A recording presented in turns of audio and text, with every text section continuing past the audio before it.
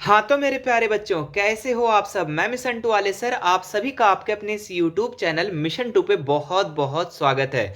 तो आज हम कक्षा 9वीं का, जी हाँ, क्लास 9th का साइंस का चैप्टर 1, जिस चैप्टर का नाम है हमारे आसपास के पदार्थ। मेरे प्यारे बच्चों, इस चैप्टर का जितने भी ऑब्जेक्टिव क्वेश्चन है, जितने भी एमसीक्यू क्वेश्चन है, वो सारे एमसीक्यू क्वेश्चन को आप लोगों को हम इस वीडियो में करवाने वाले हैं, जो आपके एग्जाम के लिए, जो आपके बोर्ड परीक्षा के लिए भी आई है। ठीक है, most important for board exam, है ना। तो ये सारे सवाल मेरे बच्चे इस वीडियो में हम आप लोगों को करवाएंगे, और इस चैप्टर का हम टोटल जो क्वेश्चन करवाएंगे वो 70 क्वेश्चन को करवाएंगे। जी हाँ, 70 भी आई ऑब्जेक्टिव सवाल। तो आप इस वीडियो को पूरा अंत तक देखिएगा।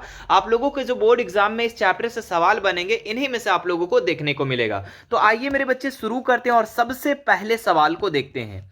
देखिए, इसका जो सबसे पहला सवाल है काफी इंपॉर्टेंट है और काफी रिपीटेड क्वेश्चन है, कई बार आपके एग्जाम में पूछा भी गया है कि इस विश्व के प्रत्येक वस्तु जिस सामग्री से बनी होती है उसे कहते हैं। तो उसे क्या कहते हैं? पदार्थ, ठोस, द्रव, गैस। तो इस विश्व में जितना भी वस्तु है बच्चों, तो जो सामग्री से बनता है उसको हम लोग पदार्थ कहते हैं। क्या कहते हैं? पदार्थ कहते हैं। तो ऑप्शन नंबर ए इसका बिल्कुल राइट हो जाएगा।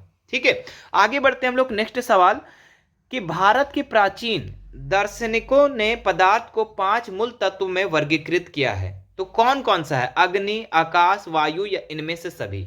तो भारत के प्राचीन जो दार्शनिक लोग हैं, वो पदार्थ को 5 मूल तत्वों में वर्गीकृत किया है। ठीक है, 5 मूल तत्वों में इसे बांटा गया है। कौन कौन सा? अग्नि में भी बांटा गया, आकाश में, वायु में, और पृथ्वी और जल में। यानी कि इसमें से जो राइट उत्तर हो जाएगा इनमें से सभी, है ना। 5 भागों में 5 मूल तत्वों में वर्गीकृत किया है। कौन कौन सा? अग्नि, आकाश, वायु और जल और पृथ्वी, याद रखेंगे। आगे बढ़ते हैं हम लोग नेक्स्ट सवाल पर। पदार्थ बने होते हैं ठोस से, तत्वों से, कणों से, गैस से। तो पदार्थ जो बने होते हैं बच्चों, छोटे छोटे कणों से मिलकर बने होते हैं। तो ऑप्शन नंबर सी इसका बिल्कुल राइट हो जाएगा। ठीक है, जो पदार्थ होते हैं वो क्या होते हैं? कणों से मिलकर बने होते हैं। आगे बढ़ते हैं नेक्स्ट सवाल हम लोग। पदार्थ के कण होते हैं देखने योग्य, छोटे, सूक्ष्म, बड़े आकार। तो पदार्थ के जो कण होते हैं बहुत ही छोटे होते, बहुत ही सूक्ष्म होते हैं, है ना, बहुत ही सूक्ष्म होते हैं, जिसे हम नंगे आंखों से नहीं देख सकते। तो ऑप्शन नंबर सी इसका बिल्कुल राइट उत्तर हो जाएगा। पदार्थ के कण क्या होते हैं? सूक्ष्म होते हैं, एकदम इतना छोटा होता है जिसको हम लोग नंगे आंखों से नहीं देख सकते हैं। तो ये आपका राइट उत्तर क्या हो जाएगा? सूक्ष्म हो जाएगा। आगे बढ़ते हैं नेक्स्ट सवाल। क्या दिया है कि पानी में चीनी जैसे पदार्थ घुलने पर पानी के तल में क्या परिवर्तन होता है? तो पानी और चीनी को जब हम मिलाते हैं, जब पानी और चीनी को घोलते हैं, तो पदार्थ जो पानी के तल में क्या परिवर्तन होगा? वृद्धि होती है, घटता, या कोई परिवर्तन नहीं होता, या पहले से दुगुना हो जाता है? तो चीनी और पानी को जब हम घोलते हैं मेरे बच्चे, तो उसमें कोई भी परिवर्तन देखने को नहीं मिलता है। ठीक है, उसके तल में कोई भी परिवर्तन देखने को नहीं मिलता है। तो ऑप्शन नंबर सी इसका बिल्कुल राइट हो जाएगा। आगे बढ़ते हैं नेक्स्ट सवाल हम लोग कि निम्नलिखित में से कौन पदार्थ नहीं है? ठीक है, इसमें बोल रहा है कौन पदार्थ नहीं है? जल, ईर्ष्या, गंध, या फिर इत्र की सुगंध। तो सबसे पहले जान लो मेरे बच्चे कि पदार्थ कहते किसको है। तो पदार्थ उसको कहते हैं जो किसी न कोई चीज का जो द्रव्यमान हो और कोई ना कोई स्थान को घेरता है, उसी को हम लोग पदार्थ कहते हैं। तो जल भी कोई ना कोई इसका द्रव्यमान हो और ये भी स्थान को घेरता है। ईर्ष्या, ईर्ष्या करना, किसी से ईर्ष्या करना, जलन होना, ये क्या कोई पदार्थ है भाई?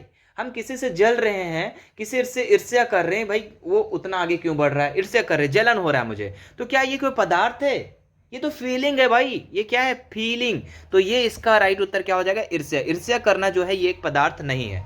लव करना, प्यार करना, किसी से प्यार करना क्या पदार्थ है? नहीं सर। किसी से नफरत करना, नफरत करना क्या पदार्थ है? नहीं सर, ये तो फीलिंग है। किसी से घृणा करना क्या ये पदार्थ है? नहीं सर, ये क्या है? फीलिंग है। ठीक है, बाकी आपका गंध भी आपका पदार्थ में आ जाएगा, इत्र की सुगंध भी क्या आ जाएगा? पदार्थ में आ जाएगा। लेकिन ईर्ष्या करना, लव करना, प्यार करना, मोहब्बत करना, ये पदार्थ नहीं है। आगे बढ़ते हैं मेरे बच्चा। नेक्स्ट सवाल क्या है? पदार्थ के कणों में किस प्रकार की ऊर्जा होती है? तो पदार्थ के कणों में जो होती है, किस प्रकार की ऊर्जा होती है? तो गतिज ऊर्जा होती है। कैसी ऊर्जा होती है? गतिज ऊर्जा होती है। तो ऑप्शन नंबर 20 का बिल्कुल राइट उत्तर हो जाएगा। आगे देखते हैं हम लोग। ताप बढ़ने पर पदार्थ के कणों की गति में क्या परिवर्तन होता है? तो गति तेज हो जाती है, गति कम हो जाती है, गति में कोई परिवर्तन नहीं होता, या इनमें से कोई नहीं। तो ताप बढ़ने पर जो है कणों की गति जो होता है ना, ये तेज हो जाता है। क्या हो जाता है? तेज हो जाता है। तो ऑप्शन नंबर ए इसका राइट हो जाएगा। मेरे प्यारे बच्चों, आगे बढ़ते हैं नेक्स्ट सवाल पर। पदार्थ के कणों स्वतः मिलना क्या कहलाता है? तो पदार्थ के कण जब स्वतः मिल जाते हैं, ऑटोमेटिक मिल जाता है, खुद ब खुद मिल जाता है, तो उसको हम लोग विसरण कहते हैं। क्या कहते हैं उसको? विसरण कहते हैं। तो ऑप्शन नंबर ए इसका राइट उत्तर हो जाएगा। जैसे एक इसका एग्जांपल लेते हैं हम यहाँ पर कि पानी में मेरे बच्चे स्याही का घुलना, स्याही जो होता है ना पेन वाला, अगर वो उसका घुलना क्या होता है? विसरण प्रक्रिया होता है ना, विसरण होता है। ये क्या होता है? पानी में अगर हम स्याही एक बूंद डाल देते हैं तो ऑटोमेटिक क्या हो जाता है? पूरा घुल जाता है, पूरा नीला नीला हो जाता है, ब्लू ब्लू हो जाता है। तो ये इस प्रकार का जो स्वतः मिलता है, ऑटोमेटिक मिलता है, उसको हम लोग विसरण कहते हैं। इसी प्रकार और भी उदाहरण है। क्या उदाहरण है? वायु में ये इत्र की गंध का फैलना, ये भी क्या है? ये भी स्वतः मिलना, ये भी विसरण का एक उदाहरण है। ठीक है, तो ऐसा आप लोग का एक ठो आएगा एग्जाम में, तो ध्यान रखिएगा। पानी में नमक जैसे पदार्थ घोलने पर पानी के स्तर में कोई परिवर्तन नहीं होता है, इससे पदार्थ के किस गुण का पता चलता है? तो नमक और पानी को हम अगर घोलते हैं तो पानी का स्तर में कोई भी चेंजेस नहीं होता है, मतलब कि उसका स्तर बढ़ता भी नहीं है। ऐसा कि नहीं कि पानी और नमक घोल दिए तो पानी ज्यादा हो गया, तो ऐसा नहीं होता है। तो पानी और नमक घोलने पर इसके स्तर में कोई भी चेंजेस नहीं होता है। ये पदार्थ की कौन से गुण को बताता है? पदार्थ के कण बहुत छोटे होते हैं ना, पदार्थ के कण गतिशील होते हैं ना, पदार्थ के कण मध्य रिक्त स्थान होता है। जी हाँ, पदार्थ के कणों के बीच जो होता है क्या होता है? रिक्त स्थान होता है, खाली जगह होती है। ठीक है, तो ऑप्शन नंबर सी इसका राइट हो जाएगा। ठीक है, आप लोग को एक बार और चीजें बता देते हैं हम यहां पर कि पदार्थ को जो है ना, पदार्थ को तीन अवस्था में बांटा गया मेरे बच्चे। ठीक है, अभी आप लोग को नीचे बताएंगे तो टेंशन नहीं लेना है, अभी आप लोग समझ लो पदार्थ की तीन अवस्था क्या क्या है। एक आपका द्रव्य है, ठीक है, एक आपका ठोस है ना, और एक क्या है? आपका गैस है। ठोस द्रव गैस, है ना, ठोस द्रव गैस, ये जो है तीन अवस्था है आपके पदार्थ के। और तीनों अवस्था को हम बता देते हैं कि जो होती है पदार्थ क्या होती है? छोटे छोटे कणों से मिलकर बने होते हैं। तो द्रव का जो होता है मेरे बच्चे, द्रव के जो कण होते हैं मीडियम में होता है। ठीक है, मतलब इसके कण जो होते हैं मीडियम में होता है, मध्यम में। ठोस के कण जो होते हैं मेरे बच्चे, ये काफी सटे सटे होते हैं। इसके जो कण होते हैं ना, काफी सटे सटे होते हैं, याद रखिएगा आप लोग, है ना। ठोस के कण जो होते हैं वो क्या होते हैं? काफी सटे सटे होते हैं। और उसके बाद गैस जो होता है मेरे बच्चा, गैस के कण काफी दूर दूर होते हैं। ठीक है, अब देखिए, जब यहाँ पर ठोस के कण जो होते हैं मीडियम में होता है, ठीक है, फिर से मैं बताता हूँ, ठोस के कण जो होते हैं काफी सटे सटे होते हैं, और द्रव का जो ये होता है कण होता है वो क्या होता है? मीडियम में होता है, और गैस के कण जो होते हैं काफी दूर दूर होते हैं, है ना। तो ये चीज आप लोग याद रखिएगा। अब देखिए पदार्थ, इसमें बोल रहा है कि निम्न में कौन पदार्थ है, तो इसमें बता रहे कौन पदार्थ है। स्नेह करना, घृणा करना, विचार, या फिर आपका घड़ी, तो कौन पदार्थ है? तो साफ साफ पता चल रहा है यहाँ पर कि घड़ी एक पदार्थ है। बाकी स्नेह करना, बोले सर स्नेह क्या होता है? मेरे प्यारे बच्चों, माँ पिता जो है, आपके माँ पिता जो बच्चों से प्यार करती है, माँ पिता जो है बच्चों से जो प्यार करती है वही आपका स्नेह होता है। और ये स्नेह क्या कोई पदार्थ है? बोले ना, ये कोई पदार्थ नहीं है। घृणा करना, है ना, घृणा करना क्या पदार्थ है? नहीं। विचार, है ना, आप कुछ सोच रहे हो, थिंकिंग कर रहे हो, क्या ये पदार्थ है? नहीं। लेकिन घड़ी क्या है? एक पदार्थ है। देखो कितने अच्छे तरीके से आप लोगों को हम सारा क्वेश्चन को डील कर रहे बच्चों, व्याख्या के साथ आप लोगों को बता रहे हैं। और हम सारे सवाल को, जी हाँ, जितने भी टाइम लगेंगे हम सारे सवाल को आपको व्याख्या करके बताएंगे, ताकि अगर आप लोग बढ़िया से अगर इसको पढ़ लेते हैं ना, तो इससे कोई भी सवाल आपका आएगा, किसी भी तरीके का सवाल आएगा तो आप लोग बना लोगे, है ना।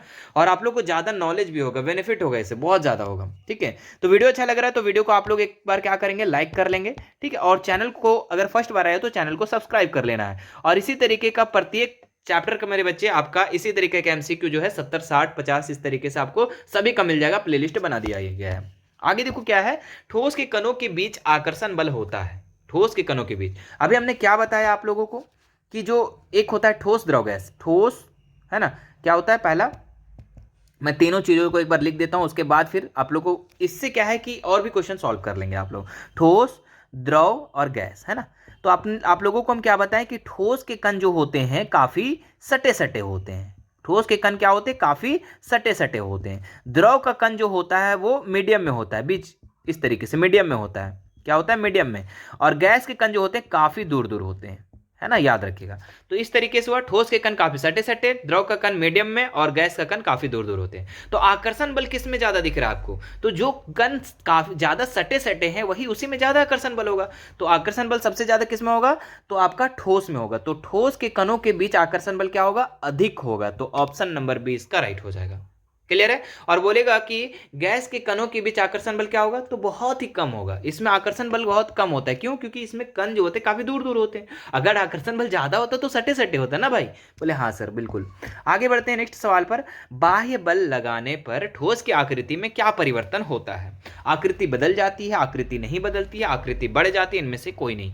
तो बाह्य बल लगाने से ठोस की आकृति में ज्यादा चेंजेस नहीं होता है। तो ऑप्शन नंबर 20 का राइट हो जाएगा, आकृति नहीं बदलती है। ठीक है, इस चैप्टर के अनुसार। आगे बढ़ते हैं नेक्स्ट सवाल हम लोग। द्रव का क्या होता है? द्रव का आकार और आयतन निश्चित होता है, आकार अनिश्चित होता है, आयतन निश्चित होता है, आकार और आयतन अनिश्चित होता है, इनमें से कोई नहीं। ठीक है, तो द्रव का जो है मेरे बच्चे, द्रव का जो है ना, आकार अनिश्चित होता है, आकार अनिश्चित होता है, लेकिन आयतन निश्चित होता है। तो ऑप्शन नंबर 20 का राइट हो जाएगा। बोले सर इस प्रश्न को समझा दीजिए।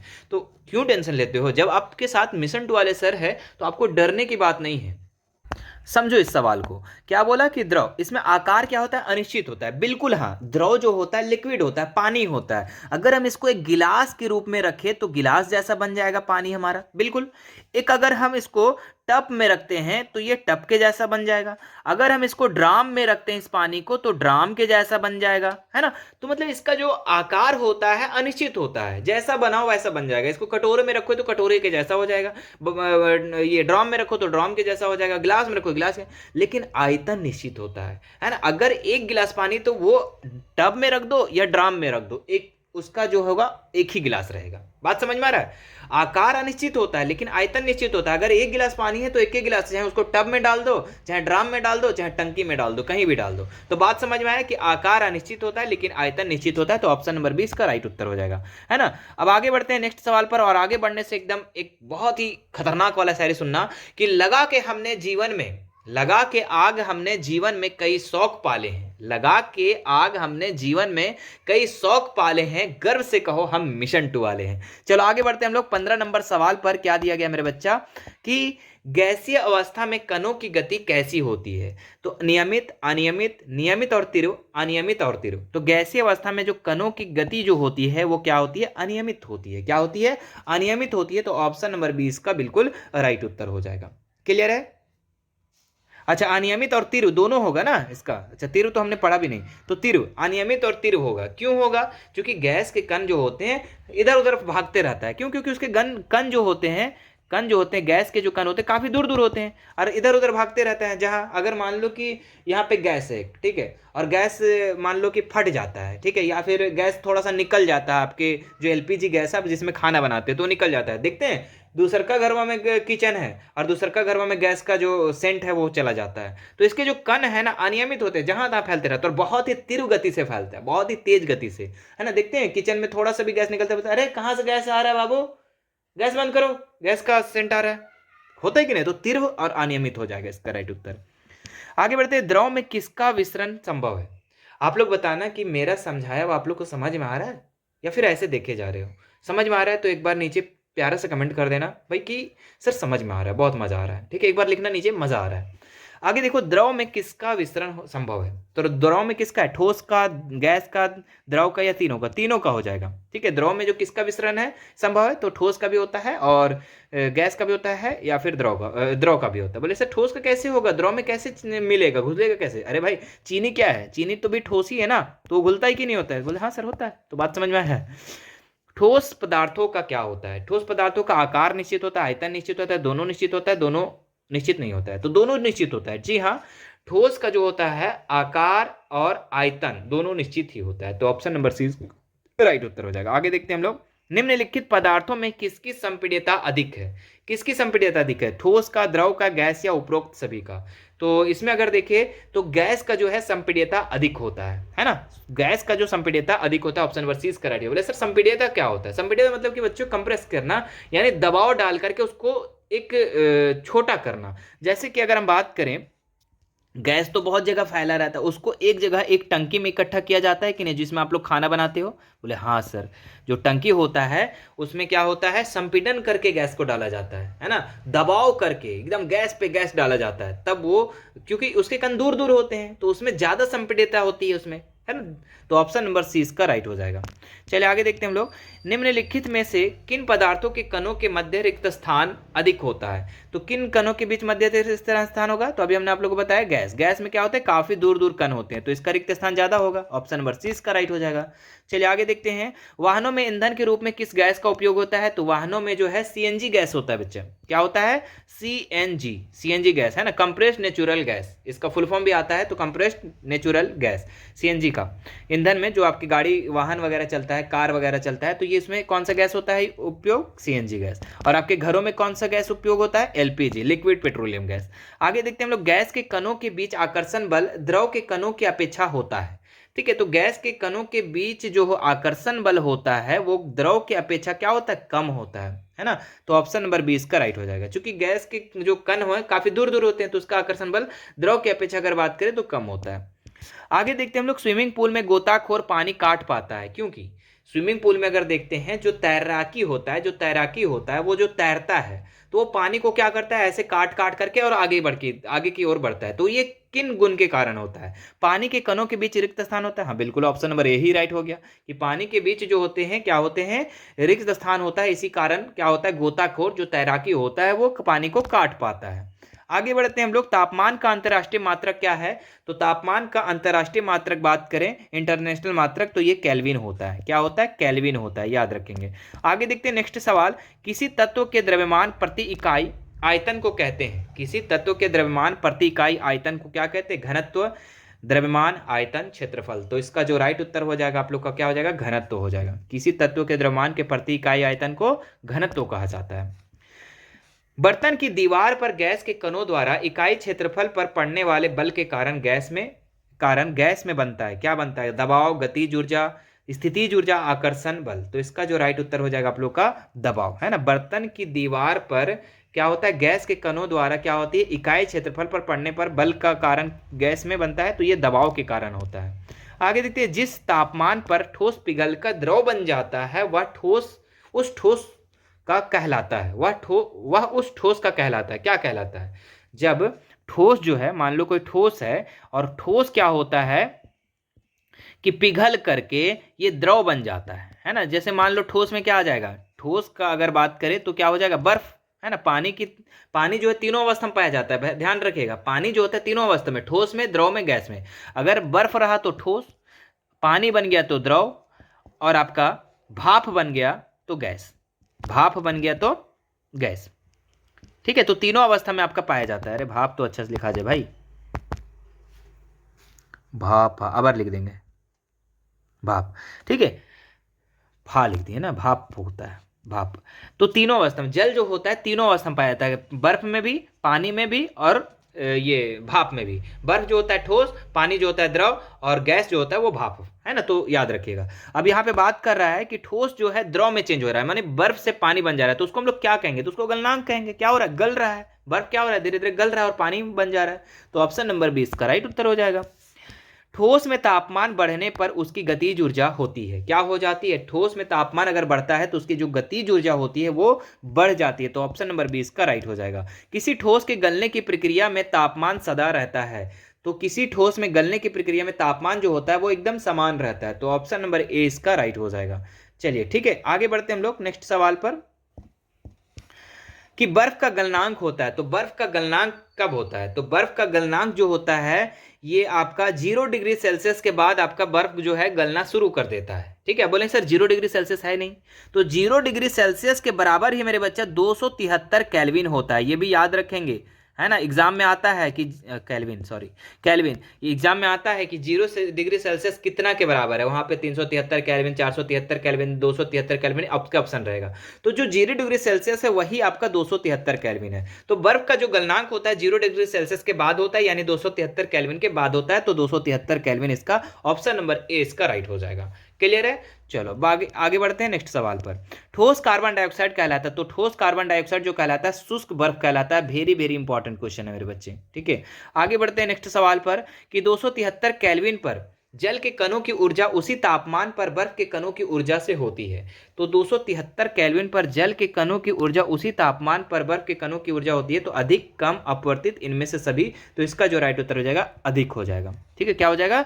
अधिक हो जाएगा। वायुमंडलीय दाब पर वह तापमान जिस पर द्रव उबलने लगता है उसे कहते हैं। तो वायुमंडलीय दाब पर वह तापमान जिस पर द्रव क्या होता है? उबलने लगता है, यानी कि पानी जो है क्या होता है? उबलने लगता है। तो उसको हम लोग क्या कहेंगे? क्वथनांक, संघनन, गलनांक, वाष्पीकरण। तो उसको हम लोग क्वथनांक कहेंगे मेरे बच्चे, ठीक है।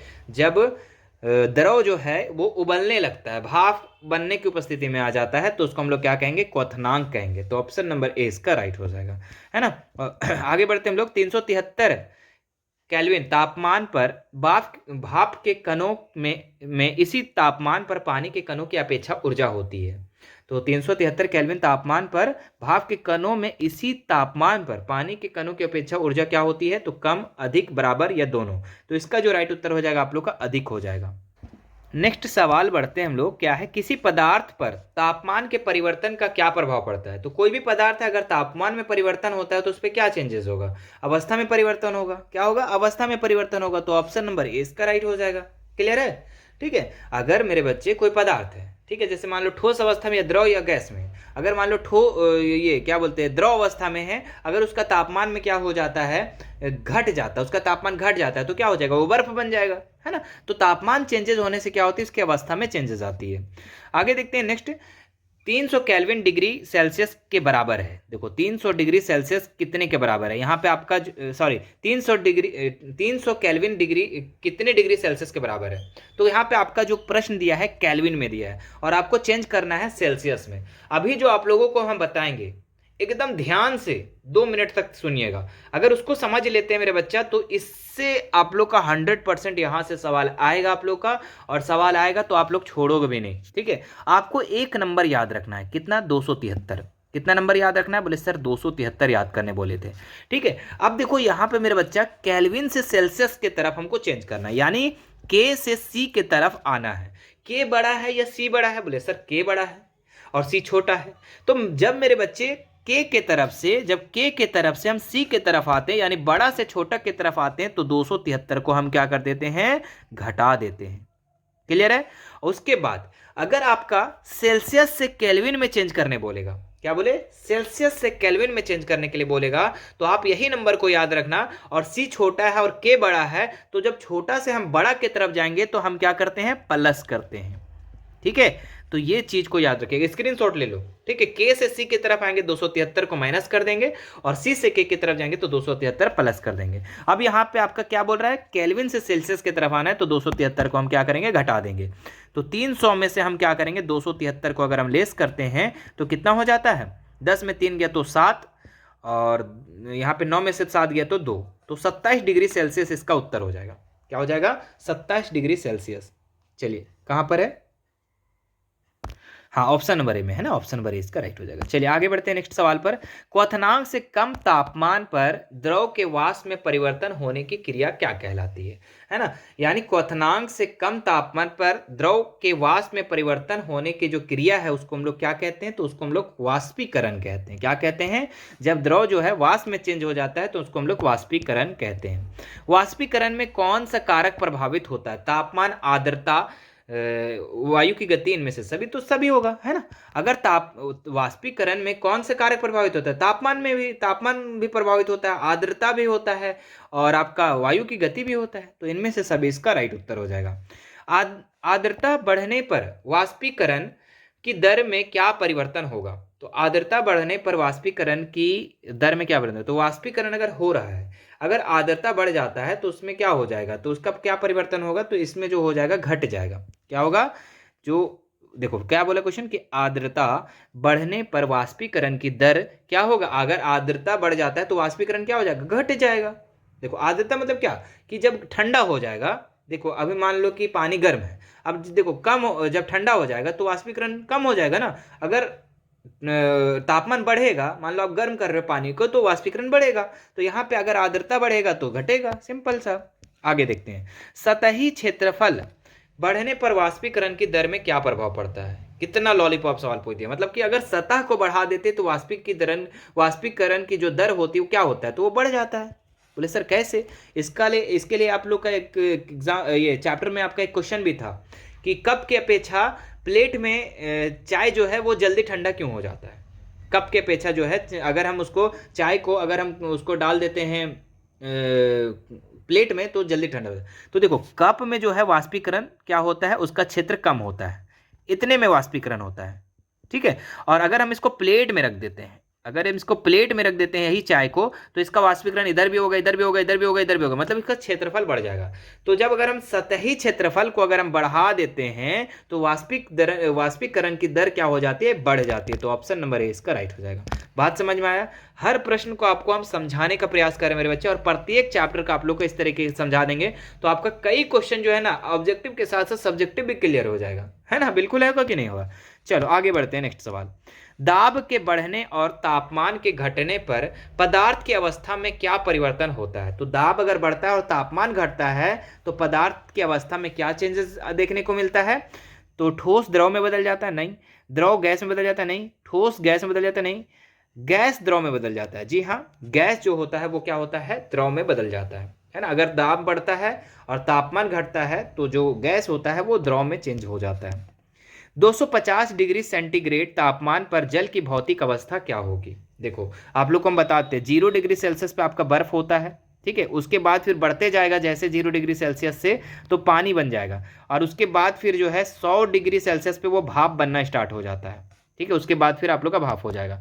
तो यहाँ पे क्या बोल रहा है 250, तो 250 में डिग्री सेल्सियस पे जो पानी होगा वो कौन सा अवस्था में होगा। तो देखो 100, तो 100 से स्टार्ट हो जाता है आपका क्वथनांक, उसके बाद फिर भाप बनना स्टार्ट हो जाता है। तो 250 तो ज़्यादा है ना, तो वो गैस अवस्था में हो जाएगा, भापी अवस्था में हो जाएगा। तो ऑप्शन नंबर सी इसका राइट हो जाएगा। गर्मियों में हमें किस प्रकार के कपड़े पहनना चाहिए। काफी लॉलीपॉप सवाल पूछ दिया है ना। ये सवाल देखिए क्या बोला कि गर्मियों में हमें किस प्रकार के कपड़े पहनना चाहिए। तो बचपन से हमें माता पिता सिखाते हैं कि सूती कपड़े पहनो बच्चा गर्मी में। आगे देखते हैं हम लोग, आधुनिक वैज्ञानिकों ने पदार्थ की कितनी अवस्थाओं की बात की है। तो आधुनिक वैज्ञानिक ने, देखो पहले तो आपका 3 अवस्था था, ठोस द्रव गैस, लेकिन आधुनिक वैज्ञानिक अभी के जो साइंटिस्ट लोग हैं उसको पदार्थ को 5 अवस्था में बांटा है। कितना, 5 अवस्था में। कौन कौन सा, ठोस द्रव गैस तो ऑलरेडी था, उसके बाद आपका चौथा था बोस आइंस्टीन कंडीशनर, ठीक है, और फिर पांचवा है आपका प्लाज्मा। तो ये 5 अवस्था है, याद रखिएगा। निम्नलिखित में से पदार्थ की किस अवस्था के कारण सूर्य और तारों में चमक होती है। तो ठोस द्रव गैस प्लाज्मा के कारण, जी हाँ, प्लाज्मा के कारण क्या होता है कि सूर्य और तारों में चमक होती है। पदार्थ की 5वीं अवस्था क्या, अभी हमने जस्ट बताया आप लोग का, पदार्थ की जो है 5वीं अवस्था आपका प्लाज्मा है। नेक्स्ट देखिए, गैस का द्रव में परिवर्तन कहलाता है। तो गैस जो है मेरे बच्चा, है ना, मान लो गैस है, ये द्रव में चेंज हो रहा है। इसका एग्जांपल हम अपने में लेते हैं, तो गैस जैसे भाप, ठीक है, क्या बोले, भाप जो है ये किस में चेंज हो रहा है, पानी में हो रहा है। तो क्या हो रहा है, ये भाप से पानी बनना हमारा क्या कहलाएगा, ये आपका कहलाएगा संघनन। क्या कहलाएगा, संघनन कहलाएगा। ऑप्शन नंबर 20 का राइट हो जाएगा। तो गैस से द्रव में जो चेंज होता है उसको हम लोग संघनन कहते हैं। मैं एक बार रिवीजन करवा देता हूं, ध्यान से समझिएगा, ठीक है। अगर मेरे प्यारे बच्चों द्रव से बर्फ बन जाता है, द्रव से बर्फ बनता है ना, द्रव से बर्फ बन जाता है, ठोस से पानी से, यानी कि द्रव से आपका ठोस बन जाता है, तो उसको हम लोग कहते हैं जमना। क्या कहते हैं, जमना, है ना। जमता है कि नहीं, बिल्कुल, द्रव से बर्फ। और अगर बर्फ से ठोस से अगर डायरेक्ट गैस में चेंज होता है, ठीक है, अगर ठोस से डायरेक्ट गैस में चेंज हो जाता है तो उसको हम लोग कहते हैं ऊर्ध्वपातन। क्या कहते हैं, ऊर्ध्वपातन, ठीक है। और अभी हमने जस्ट आप लोगों को बताया वाष्पीकरण कब होगा, जब पानी भाप बनना हो जाएगा, यानी कि द्रव से क्या, गैस, है ना, द्रव से जब गैस चेंज हो जाएगा तो क्या हो जाएगा, वाष्पीकरण हो जाएगा। संघनन क्या बताएं हम, संघनन में क्या होगा कि जब गैस से द्रव में चेंज होगा। तो ये सारी चीजों को आप लोग को याद रखना। ऊर्ध्वपातन में क्या बोला, जब ठोस से डायरेक्ट गैस में या गैस से डायरेक्ट ठोस में चेंज होता है उसको ऊर्ध्वपातन कहते हैं। आगे बढ़ते हम लोग, जब देखो ध्यान से अगर इसको समझने का प्रयास कीजिए तब समझ में आएगा। अब जल्दी जल्दी हम यहाँ पे बता देंगे नहीं समझ में आएगा, ठीक है। तो आप लोग को हम जो बताएं उसको थोड़ा सा मेज करो, थोड़ा सा सोचो, उसके बारे में समझ में आ जाएगा। गैसों में विसरण का एक उदाहरण है, देखो गैस में विसरण का क्या उदाहरण है, तो इत्र की सुगंध का हवा में फैलना, स्याही का पूरे पानी में फैलना, कॉपर सल्फेट के क्रिस्टल को पानी में डालना, इनमें से कोई नहीं। तो यहाँ पे गैस का विसरण पूछ रहा है, स्याही का पूरे पानी फैलना में, तो ये तो द्रव का विसरण हो गया, ये तो ऑप्शन कट गया। कॉपर सल्फेट का क्रिस्टल पानी में डालना, ये भी आपका क्या है, द्रव में विसरण है। गैस में जो विसरण है आपका इत्र का सुगंध जो है हवा में फैलना, ये गैस का विसरण है। इत्र क्या होता है, इत्र जो होता है ये हवा में ऑटोमेटिक मिल जाता है, ऑटोमेटिक फैल जाता है, ऑटोमेटिक घुल जाता है, तो उसको हम लोग क्या कहते हैं, गैस का विसरण। तो इत्र की सुगंध का जो हवा में फैलना, ये क्या है, गैसों का विसरण का एक उदाहरण है। आगे देखते हैं हम लोग, ठीक है। काफी देखो लंबा कितनों वीडियो होगा आपको टेंशन नहीं लेना है, आपको मेन है समझ पे आधारित आपको पढ़ना है, ठीक है। आपको कोशिश करना है ज्यादा से ज्यादा समझने का प्रयास करना है। क्या है, 200 केल्विन तापक्रम बराबर, देखो केल्विन से फिर से आपका सेल्सियस में चेंज करना है, तो हम क्या करेंगे, ये बड़ा है ये छोटा है, तो बड़ा से छोटा की तरफ हम क्या करेंगे, आएंगे तो हम घटाएंगे, है ना। तो 200 से हम क्या करेंगे, 273 को घटा देंगे, ठीक है। तो 200 से 273 को घटाएंगे तो कितना बचेगा, 73 बचेगा, लेकिन छोटा में से बड़ा को घटा रहे तो -73, तो -73 सेल्सियस कौन सा हो जाएगा, ऑप्शन नंबर ए। बात समझ में आया। देखो अब आप लोग खुद बता दोगे शुद्ध जल का क्वथनांक कितना होता है, तो शुद्ध जल का जो क्वथनांक होता है वो जब जल जो है वो भाप बनना स्टार्ट हो जाता है उस टाइम, तो कब होता है, 100 डिग्री सेल्सियस पर। तो 100 डिग्री सेल्सियस तो है नहीं, तो कितना हो जाएगा, 373 केल्विन, है ना। 373 केल्विन जो हो जाएगा, इसका राइट उत्तर हो जाएगा ऑप्शन नंबर सी। बात समझ में आया। 0 डिग्री सेल्सियस जो है ना, ये 273 केल्विन के बराबर होता है, और 100 डिग्री सेल्सियस अगर बात करें तो ये 373, चूंकि देख लो यहाँ पर, देखो यहाँ पे 100 बढ़ा तो यहाँ पे भी 100 बढ़ा, है ना। तो याद रखिएगा 0 डिग्री सेल्सियस 273 केल्विन के बराबर, 100 डिग्री सेल्सियस 373 केल्विन के बराबर।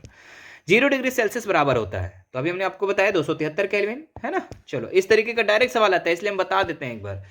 गुप्त उष्मा का मात्रक है, तो गुप्त उष्मा का जो मात्रक है जूल पर केजी, तो ऑप्शन नंबर सी इसका राइट हो जाएगा। चलिए आगे बढ़ते हैं नेक्स्ट सवाल पर हम लोग। 1 कैलोरी बराबर होता है, तो 1 कैलोरी जो बराबर होता है ये कितना बराबर होता है, तो 4.18 जूल के बराबर होता है, तो ऑप्शन नंबर बी इसका राइट हो जाएगा।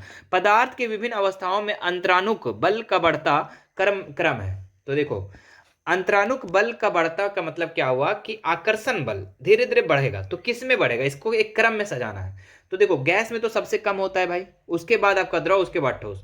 गैस में आकर्षण बल क्या होता है, कम होता है, इसमें अंतरानुक बल जो होता है कम होता है, उसके बाद द्रव में होगा, और सबसे ज्यादा जो अंतरानुक बल होगा, आकर्षण बल होगा, ये किस में होगा, ठोस में होगा। तो यही आपका ऑप्शन नंबर बी जो है ये सही क्रम है ना। गैस में कम, फिर द्रव में मीडियम, और ठोस में ज्यादा आपका आकर्षण बल, आंतरिक बल होता है। क्लियर है। चलो आगे बढ़ते हैं हम लोग। बर्फ के गलन की गुप्त उष्मा होती है, तो बर्फ के गलन की गुप्त उष्मा जो होती है ये कितना होता है, तो ये होता है आपका 335 किलो जूल केजी, ठीक है। यानी कि अगर कैलोरी में बात करें तो 80 कैलोरी। चलिए तो ऑप्शन नंबर इसका ए राइट हो जाएगा। आगे देखते हैं नेक्स्ट सवाल हम लोग कि प्रकृति में कौन सा पदार्थ ठोस, द्रव और गैस 3 अवस्थाओं में पाया जाता है, तो जल, है ना। पानी आप लोग को बताया था ना, ठोस, द्रव, गैस तीनों अवस्था में पाया जाता है। चलिए आगे देखते हैं हम लोग। निम्न में से यानी ठोस, द्रव, गैस तीनों में कैसे, बर्फ में, पानी में, द्रव में, है ना, और उसके बाद गैस में भाप हो जाता है, तो तीनों अवस्था में पाया जाता है। निम्न में से सबसे कम घनत्व किसका है, तो रुई का सबसे घनत्व कम दिख रहा है यहाँ पर। आगे देखते हैं हम लोग। निम्न में से कौन पदार्थ का गुण नहीं है, तो घनत्व, संपीड़ितता, विसरण, तरंग धैर्य। तरंग धैर्य जो है मेरे बच्चे ये आपका पदार्थ के गुण नहीं है, बाकी घनत्व भी होता है, संपीड़ितता भी होता है, विसरण भी होता है। वाष्पन की प्रक्रिया से उत्पन्न होती है, क्या होती है, वाष्पन की प्रक्रिया से शीतलता उत्पन्न होती है बच्चों, क्या होती है, शीतलता उत्पन्न होती है, ऑप्शन नंबर बी इसका राइट हो जाएगा। आगे देखते हैं नेक्स्ट सवाल हम लोग। गर्म करने पर गैस का आयतन क्या होता है, तो गर्म करने पर गैस का आयतन बढ़ जाता है, आपको ऊपर में बता चुके थे। नेक्स्ट देखिए यहाँ पर दिए गए चित्र में पदार्थ की किस अवस्था में कणों को दिखाया गया है, तो यहाँ पे अगर हम कण देखें मेरे बच्चे, तो यहाँ पे मीडियम टाइप से है ना, ऐसा नहीं कि सटा सटा है, यहाँ पे मीडियम टाइप से। तो मीडियम वाला किस में होता है, तो द्रव में होता है, तो ऑप्शन नंबर 20 का राइट हो जाएगा। अगर देखो आप लोग को एग्जाम में ऐसा भी आ जाएगा, इस तरह दे देगा और बोलेगा कनवा एकदम पूरा सटा सटाक दे देगा ऐसा, तो आप क्या बोलेंगे, वो ठोस है, वो क्या समझोगे कि ठोस है। और एक इस तरीके से अगर आपका चित्र दे देगा ऐसे दूर दूर में कण, तो उसको क्या बोलेगा, गैस है। तीनों चीज तो हम पहले बता चुके हैं। आगे बढ़ते हम लोग। बस 10 सवाल और बचे हुए मेरे प्यारे बच्चों, और अभी तक हमारे चैनल को अगर आप फर्स्ट बार आए, चैनल को सब्सक्राइब नहीं किया तो चैनल को सबसे पहले आप लोग सब्सक्राइब कर लेंगे, ठीक है। और प्रत्येक सब्जेक्ट का, प्रत्येक चैप्टर का चाहिए तो आप लिंक नीचे कमेंट कर देंगे। वैसे आप लोग का प्रत्येक चैप्टर का बना हुआ है, आप लोग प्लेलिस्ट में जाकर के चेकआउट कर सकते हैं, है ना। वहां पे आपको प्रत्येक चैप्टर का मिल जाएगा, जिससे आप लोग अपना एग्जाम को बेहतर से बेहतरीन कर सकते हैं। क्या है दिया हुआ, निम्न में से किसके कारण गर्मियों में घड़े का जल ठंडा होता है? तो किसके कारण? वाष्पीकरण के कारण, ऊर्ध्वपातन के कारण, या फिर संघनन के कारण, संगलन कर। तो वाष्पीकरण के कारण। जी हाँ, वाष्पीकरण के कारण क्या होता है? शीतलता उत्पन्न होता है। ऊपर भी बताए थे कि वाष्पीकरण के कारण क्या होता है? शीतलता उत्पन्न होता है, ठंडा होता है ना। तो गर्मियों में घड़े का जो जल ठंडा होता है वो वाष्पीकरण के ही कारण होता है। आगे देखते हैं नेक्स्ट सवाल हम लोग। सौरमंडल में प्लाज्मा अवस्था की उत्पत्ति का कारण है निम्न ताप, उच्च ताप, उच्च दाब, उपरोक्त सभी। तो इसका जो राइट उत्तर हो जाएगा आप लोग का उच्च ताप, है ना। नेक्स्ट देखिए यहाँ पर, निम्न में से किसका उर्ध्वपातन होता है? तो किसका उर्ध्वपातन होता है? गंधक का, आयोडीन का, मैग्नीशियम का, ब्रोमीन का। उर्ध्वपातन में हम क्या बताए थे कि ठोस से डायरेक्ट गैस में चेंज हो जाना ही हमारा क्या कहलाता है? उर्ध्वपातन कहते हैं। उर्ध्वपातन का एक और एग्जांपल है, जैसे कि आप नेफ्थलीन की जो गोलियां होती है, जो आप कपूर होता है जो आप लोग यूज करते हैं ना बाथरूम वगैरह में, जो एक क्या होता है उसको ओडोनिल, वहां पे वो क्या होता है? वो उर्ध्वपातन होता है, यानी ठोस से डायरेक्ट गैस में चेंज हो जाता है ना। तो एक अच्छा एग्जांपल है। तो यहाँ पे आयोडीन इसका राइट उत्तर हो जाएगा, है ना। तो उर्ध्वपातन आयोडीन क्या होता है? ठोस से डायरेक्ट गैस में चेंजेस हो जाता है। निम्न में से किस अवस्था में अणुओं की ऊर्जा अधिकतम होती है? तो सबसे ज्यादा जो अणुओं की ऊर्जा जो अधिकतम होती है वो गैस में होता है। तो गैस इसका राइट उत्तर हो जाएगा ऑप्शन नंबर सी। आगे देखते हैं हम लोग। बर्फ का एक टुकड़ा जल की सतह पर तैरता रहता है क्योंकि यह जल से भारी होता है। जल का घनत्व बर्फ के समान होता है। बर्फ का घनत्व जल से कम होता है। बर्फ का घनत्व जल से अधिक होता है। तो इसका जो राइट उत्तर हो जाएगा आप लोगों का क्या हो जाएगा? बर्फ का घनत्व जल से कम होता है ना। इसीलिए बर्फ का जो टुकड़ा है जल की सतह पर तैरते रहता है।